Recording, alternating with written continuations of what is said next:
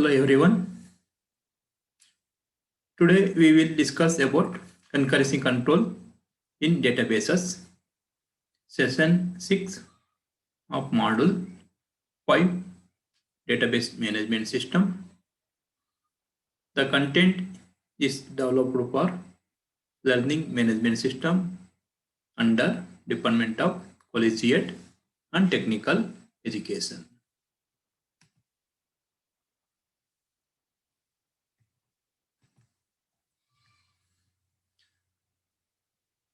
In concurrency control, we will discuss about the continuation of two-phase locking techniques for concurrency control. In this, we will discuss about dealing with deadlock and starvation, and then we will discuss about concurrency control based on timestamp ordering. Under this, we will discuss about timestamp, the timestamp ordering algorithm for concurrency control, and then we will test multiple choice questions and then references.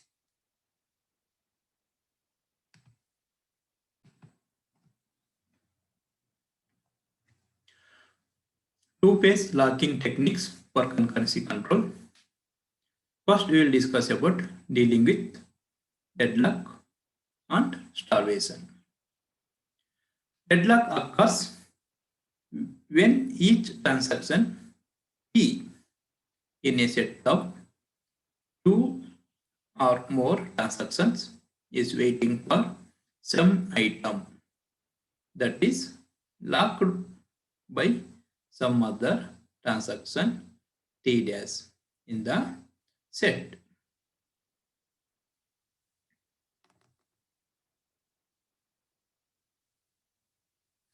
Hence, each transaction in the set is in a waiting queue, waiting for one of the other transactions in the set to release the lock on an item. But because the other transaction is also waiting, it will never release the lock.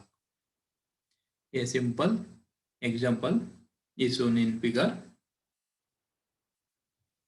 where the two transactions T1 dash and T2 dash are deadlocked in a partial schedule.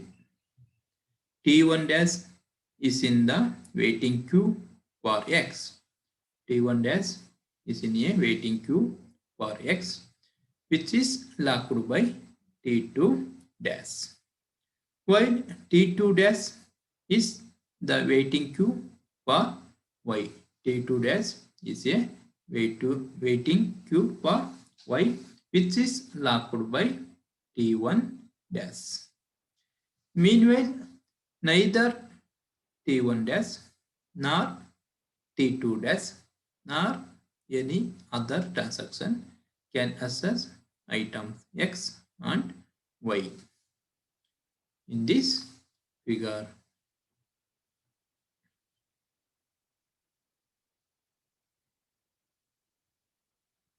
T1 dash read lock of Y,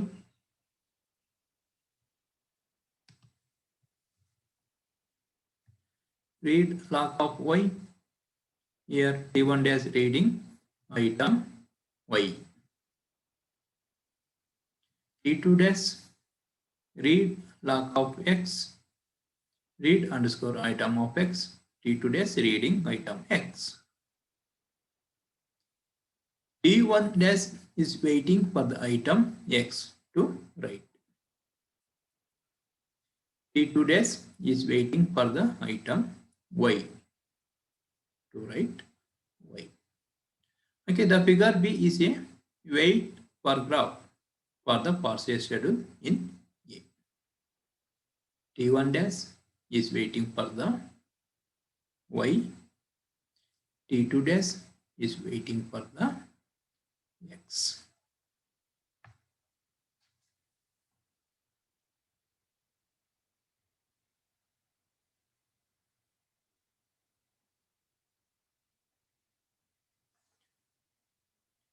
Here, two transactions T1 dash, T2 dash are deadlocked in a partial schedule. T1 dash is in the waiting queue for X.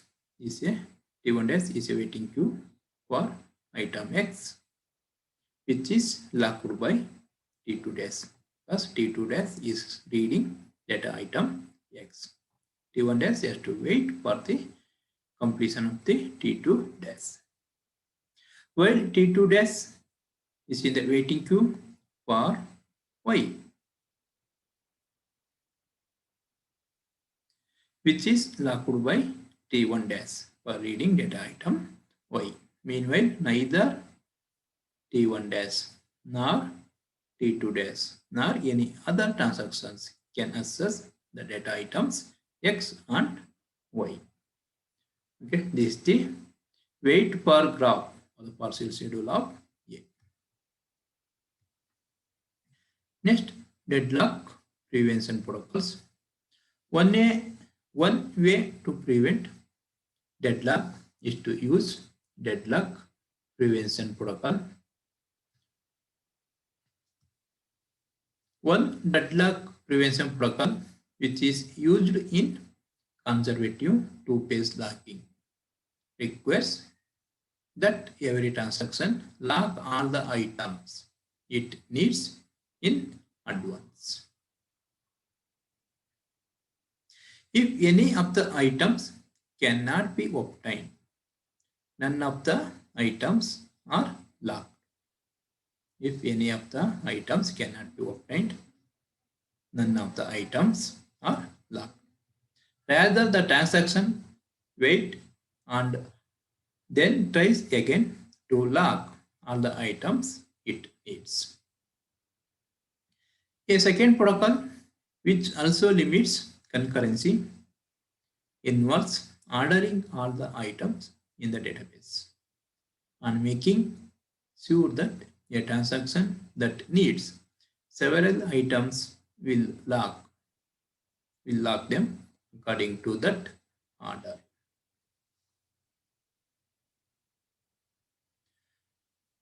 This requires that the programmer or the system is aware of the chosen order of the items. But the first protocol and second protocols are practically impossible. Some of the techniques use the concept of transaction timestamp, T sub T dash, which is unique identifier assigned to each transaction. The timestamps are typically based on the order in which transactions are started. Hence, if transaction T1 starts before transaction T2, transaction T1 starts before T2, transaction T2, then Ts of T1 less than Ts of T2. The older transaction which starts first as the smaller timestamp value. Two schemes that prevent deadlock are called wait die and wound wait.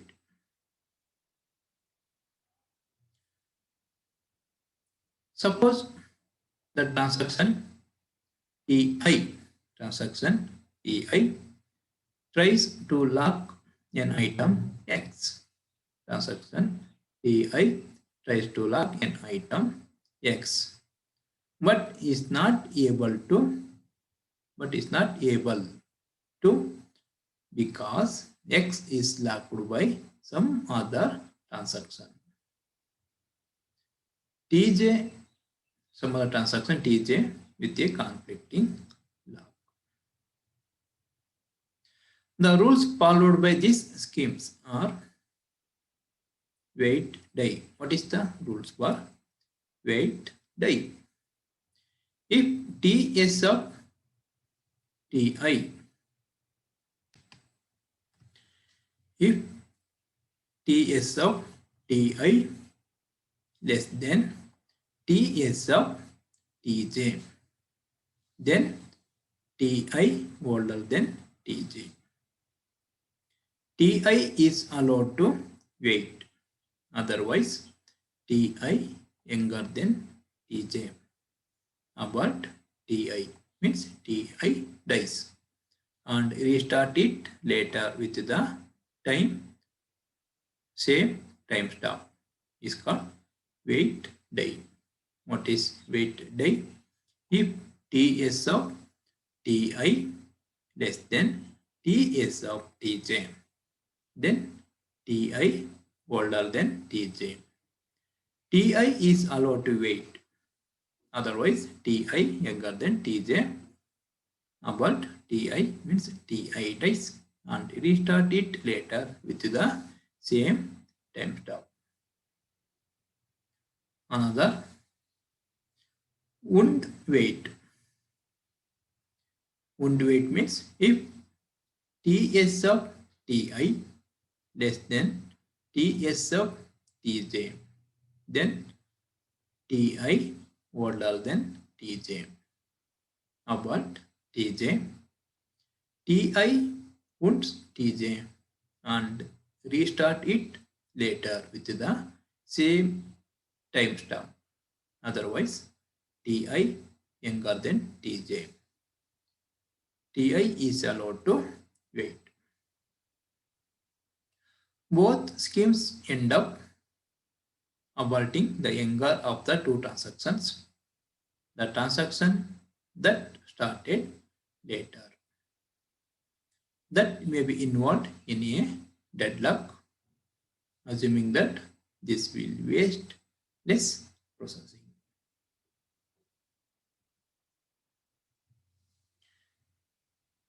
In wait die, an older transaction is allowed to wait. Older transaction is allowed to wait for a younger transaction.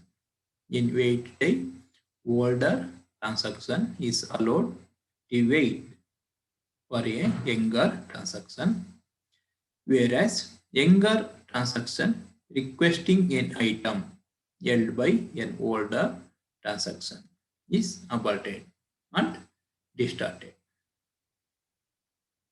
The wound wait approach does the opposite. The wound wait is opposite to the wait die. In wound wait, the younger transaction is allowed to wait. The younger transaction is allowed to wait for an older one, whereas an older transaction requesting an item held by a younger transaction preempts the younger transaction by aborting it.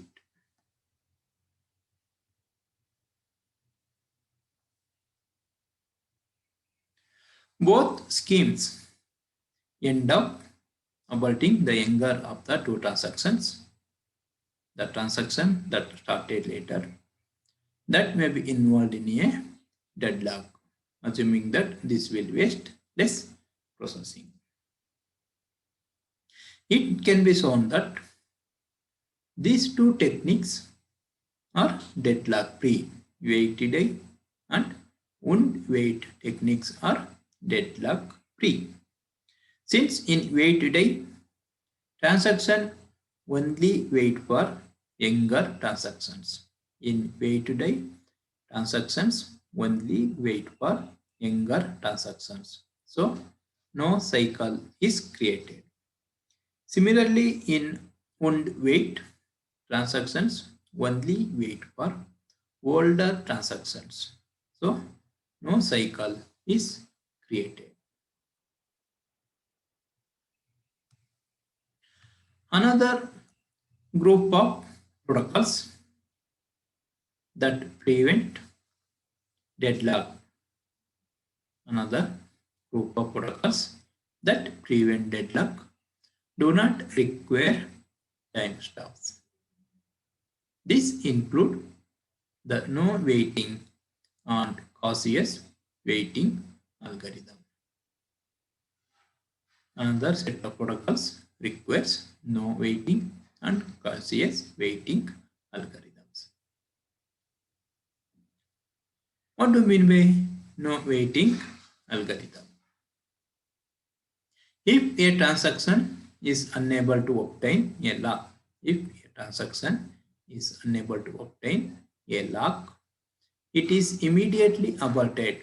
It is immediately aborted and then restarted after a certain time delay without checking whether a deadlock will actually occur or not. No transaction ever waits. So, no deadlock will occur. This scheme can cause transactions to abort and restart needlessly. And another technique is cautious waiting. This is another algorithm. Here, try to reduce the number of needless aborts or restart. In cautious waiting, try to reduce the number of needless aborts or restarts. Suppose the transaction Ti tries to lock an item X but is not able to do so, because X is locked by some other transaction Tj with a conflicting lock. The cautious waiting rule are as follows. If Tj is not blocked, if Tj is not blocked, not waiting for some other locked item, then Ti is blocked. If Tj is not blocked, blocked means not waiting for some other locked item, then Ti is blocked and allowed to wait otherwise abort Ti. It can be shown that cautious waiting is deadlock free. Cautious waiting is deadlock free because no transactions will ever wait. No transactions will ever wait for another blocked transaction. Next concept is deadlock detection. An alternative approach to dealing with deadlock is deadlock detection, where the system checks if a state of deadlock actually exists. This solution is attractive if you know there will be little interference among the transactions.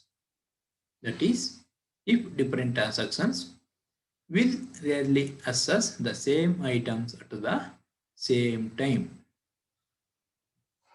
This solution means deadlock detection is attractive if you know there will be little interference among the transactions. That is, if different transactions will rarely access the same items at the same time. This can happen if the transactions are short and each transaction locks only a few items, or if the transaction loads is light. On the other hand, if transactions are long and each transaction uses many items, or if the transaction load is quite heavy, it may be advantageous to use a deadlock prevention scheme. A simple way to detect state of deadlock is for the system to construct and maintain a wait for graph. One node is created in the wait for graph for each transaction. One node is created in the wait per graph for each transaction that is currently executing. Whenever a transaction Ti is waiting to lock an item X, whenever a transaction Ti is waiting to lock an item X that is currently locked by a transaction Tj, a directed edge Ti to Tj is created in the wait per graph. When Tj releases the lock on the items that Ti is waiting for, the directed edge is dropped from the wait per graph. We have a state of deadlock if and only if the wait per graph has a cycle. One problem with this approach is the matter of determining when the system should check for a deadlock. One possibility is to check for a cycle every time an edge is added to the wait per graph. But this may cause excessive overhead. Criteria such as the number of currently executing transactions or the period of time several transactions have been waiting to lock items may be used instead to check for a cycle.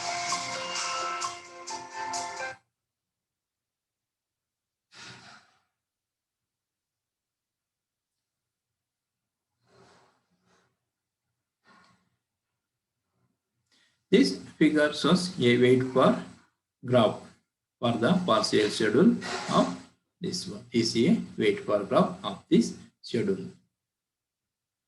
Here T1 dash, the transaction T1 dash is waiting for the data item X locked by T2 dash. Transaction T2 dash is waiting for the data item Y, which is locked by transaction T1 dash. This is a wait for graph of the partial schedule of this one. T1 dash is waiting for the X, T2 dash is waiting for the Y.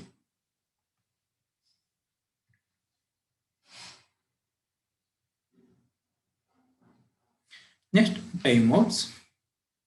Another simple scheme to deal with deadlock is the use of timeouts.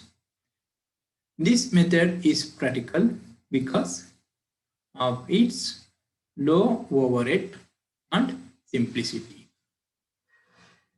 In this method, if a transaction waits for a period longer than a system-defined timeout period, the system assumes that the transaction may be deadlocked and aborts it regardless of whether a deadlock actually exists or not. Another scheme is starvation.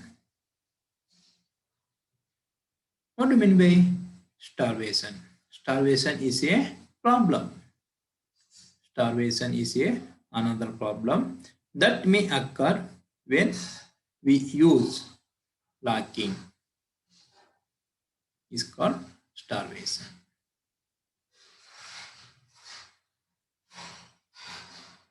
Starvation is a problem that may occur when we use locking, which occurs when a transaction cannot proceed for a indefinite period of some time, while other transactions in the system continue normally. This may occur if the waiting scheme for locked item is unfair, giving priority to some transactions over others. One solution for starvation is to have a fair waiting scheme, such as using a first come, first served queue transactions. First, first come, first served queue. Transactions are enabled to lock an item in the order in which they originally requested the lock.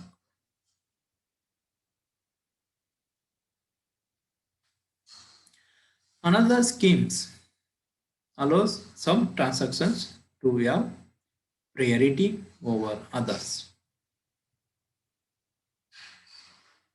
but increase the priority of a transaction the longer it waits until it eventually gets the higher priority or highest priority and proceeds. Starvation can also occur because of victim selection. Starvation can also occur because of victim selection if the algorithm selects the same transaction as victim repeatedly, thus causing it to abort and never finish execution. The algorithm can use higher priorities for transactions that have been aborted multiple times to avoid this problem. Next, concurrency control based on timestamp ordering. The use of locking combined with two-phase locking protocol guarantees serializability of schedules.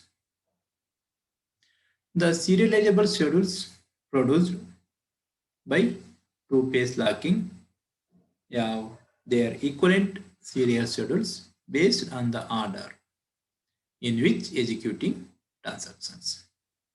Transactions lock the items they acquire. If a transaction needs an item that is already locked, it may be forced to wait. It may be forced to wait until the item is released. Some transactions may be aborted and restarted because of the deadlock problem. A different approach to concurrency control involves using timestamps, transaction timestamps to order transaction timestamp to order transaction execution for an equivalent serial schedules. What do you mean by timestamps?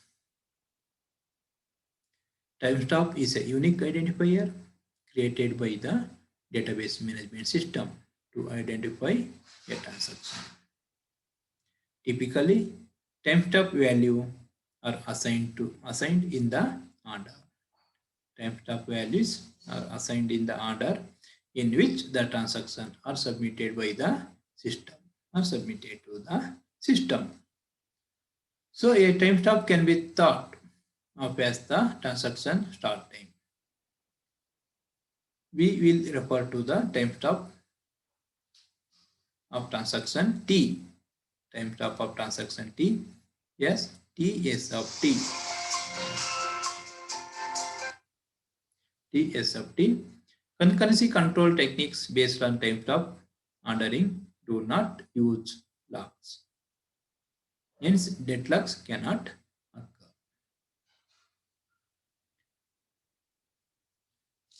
Concurrency control techniques based on timestamp ordering do not use locks. Hence, deadlocks cannot occur. And another approach of concurrency control based on timestamp ordering is timestamp can be generated in some timestamps can be generated in several ways.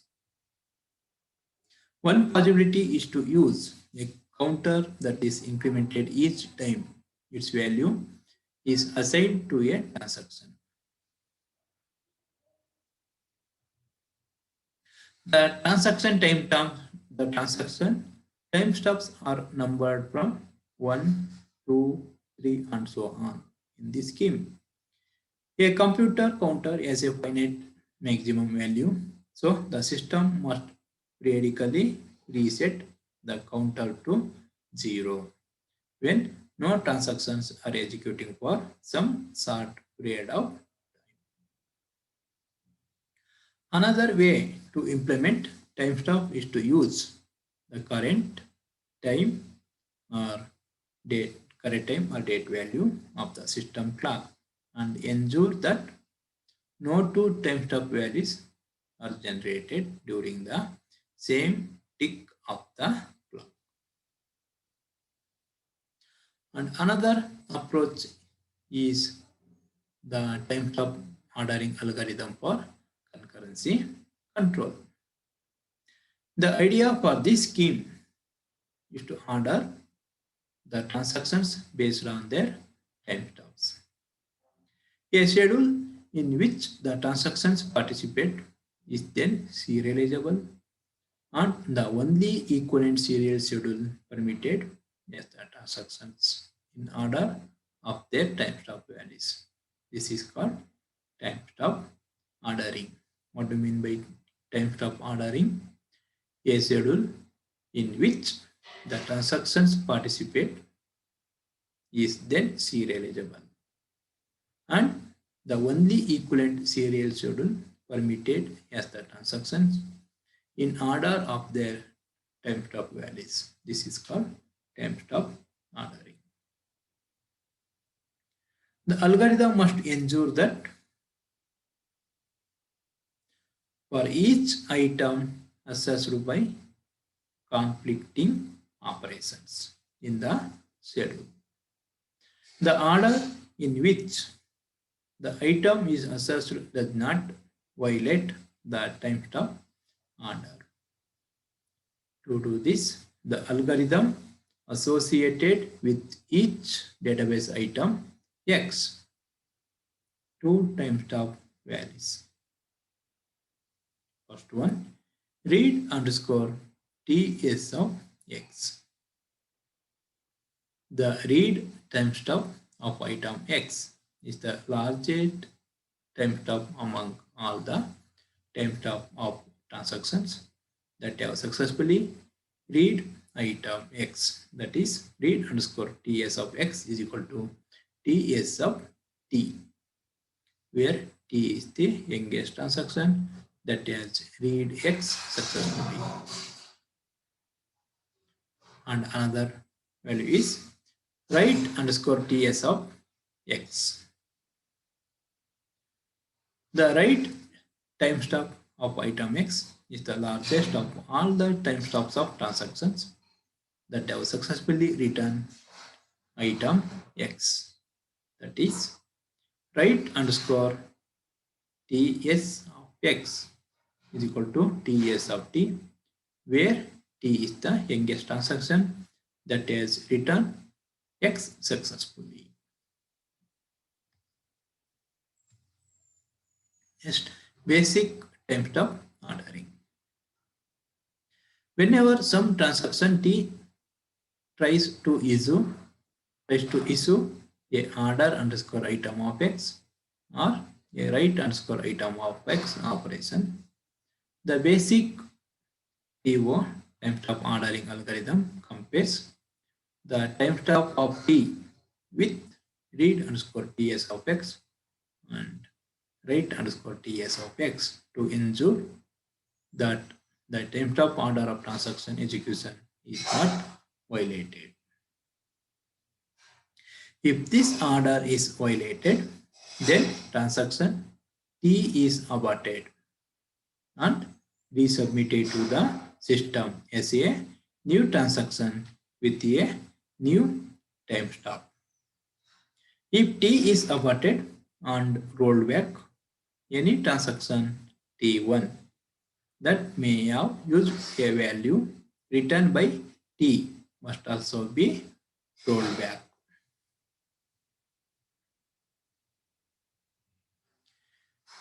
Similarly, any transaction T2 that may have used a value written by T1 must also be rolled back and so on. This effect is known as cascading rollback. and is one of the problems associated with basic timestamp ordering.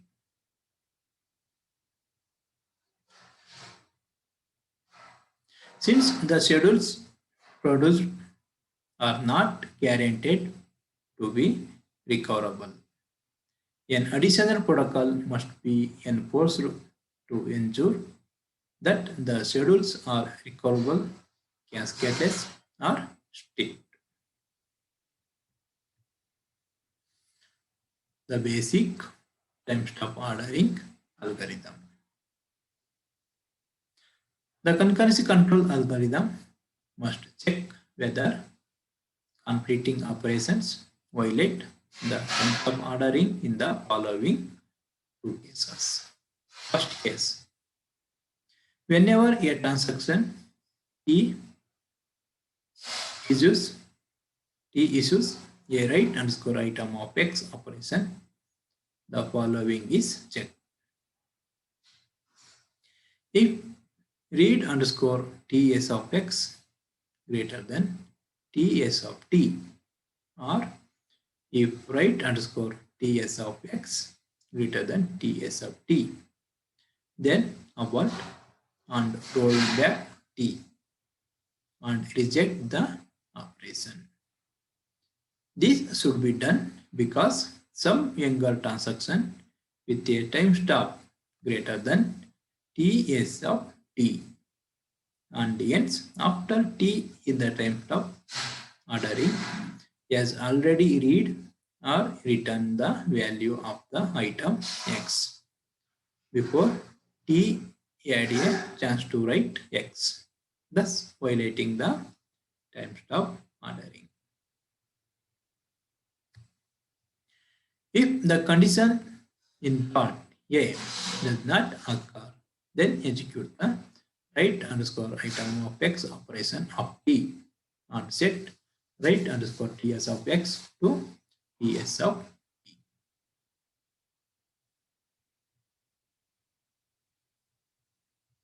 And another case is whenever a transaction T issues a read underscore item of X operation, the following is checked. A, if write underscore TS of X greater than TS of T, then abort and roll back T and reject the operation. This should be done because some younger transaction with timestamp greater than TS of T and ends after T in the timestamp ordering has already written the value of item X before T had a chance to read X. If write underscore TS of X less than or equal to TS of T, then execute the read underscore item of X operation of T and set read underscore TS of X to the larger of TS of T and the current read underscore TS of X. Whenever the basic TO algorithm detects two conflicting operations that occur in the incorrect order, it rejects the later of the two operations by aborting the transactions that issued it. The schedule produced by basic TO type of ordering and it's guaranteed to be conflict serializable. Next, strict timestamp ordering.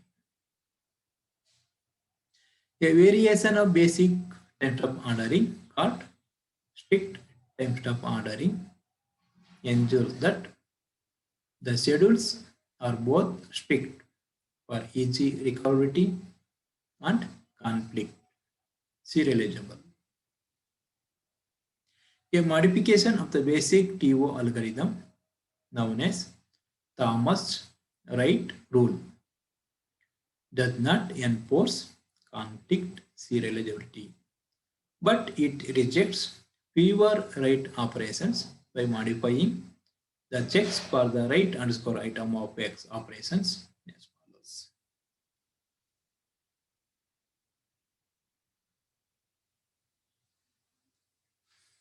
What do you mean by strict timestamp ordering?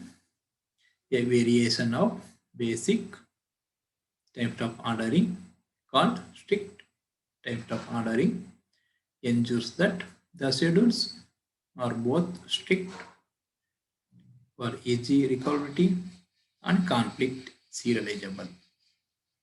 In this variation, a transaction T that issues a read underscore item of X or write underscore item of X such that TS of T greater than write underscore TS of X as its read or write operation delayed until the transaction T dash that wrote the value of X. Hence TS of T dash equal to write underscore TS of X as committed or aborted. To implement this algorithm, it is necessary to simulate the locking of an item X that has been written by transaction T dash until T dash is either committed or aborted. This algorithm does not cause deadlock since T waits for T dash only if TS of T greater than TS of T dash. A modification of the basic timestamp ordering algorithm is known as Thomas-Wright rule, which does not enforce conflict serializability, but it rejects fewer write operations by modifying the checks for the write underscore item of X operation as follows.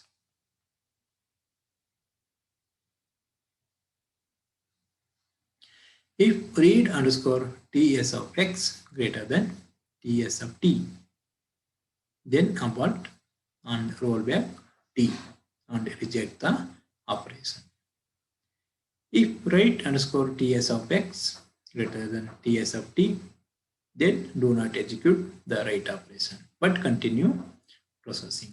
This is because some transactions with timestamp greater than TS of T and thus after T in the timestamp ordering has already returned the value of X.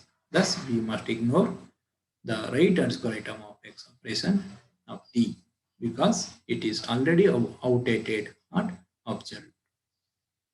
Notice that any conflict arising from this situation would be detected by case 1. Step 3. If neither the condition in part 1 nor the condition in part 2 occurs, then execute the write underscore item of X operation of T and set write underscore TS of X to TS of T.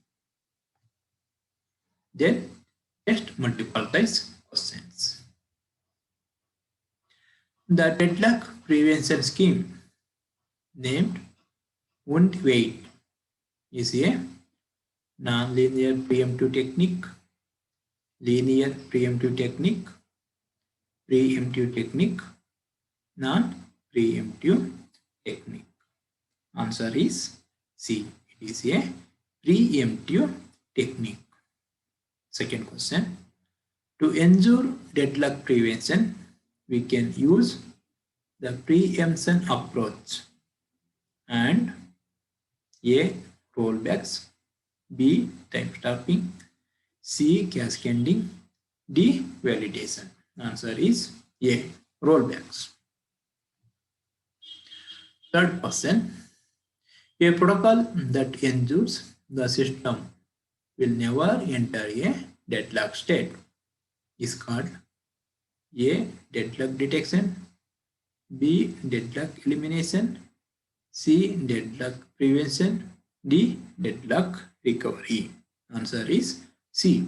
Deadlock prevention. Fourth question. An approach named lock timeouts is used for A. Deadlock detection, B. Deadlock elimination. C. Deadlock recovery. D. Deadlock prevention. Answer is D. Deadlock prevention. Fifth question. In preemption technique, transactions are assigned a unique time clock to decide whether it should wait or A. Executed, B. Committed, C. Aborted, D. Rolled back. Answer is D. Rolled back. Sixth one, the system must deal with the deadlocks that are not prevented by using schemes of A. Validation, B. Deadlock detection, C. Deadlock recovery, D. Both A and B. Answer is D. Both A and B. Question number 7. For deadlock prevention, when we use an ordering of data items, the request logs are sequenced in A. Consistent with access, B. Consistent with the relation, C. Consistent with ordering, D. Consistent with execution. Answer is C. Consistent with ordering.